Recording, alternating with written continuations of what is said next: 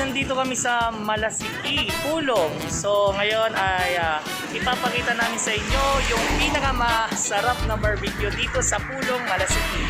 So kasama ko si Kapantat and Panong TV nila Bob Normal and kanyang mga trucks. Yan, mga GCI, okay?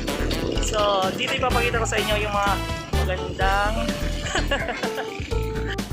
4 years po ang barbecuean po ng Tita Menchi. Tito Minchi. Ayan. Ayo! Bili na kayo ng damit. Gano'y tapos aliwa yung t-shirt. Tapos yung may Japanese hidden meaning na. Kulat siya po. Invite niyo ang ating mga viewers. Sige po. Punta po kayo dito sa may pulong. Kung masasagpuan ng aking barbecue na sinasabi nilang pinakamasarap dito sa pulong.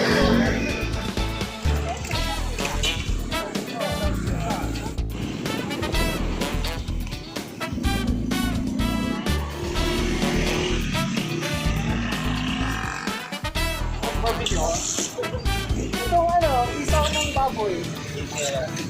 Isaw ng baboy pizza eh. Yung isaw nito, baboy din.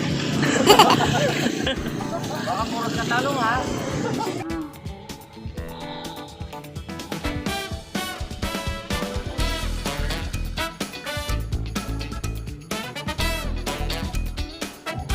Dito lang yan sa Bulaga. Pag natikman nyo itong barbecue namin, mapapawaw kayo sa sarap.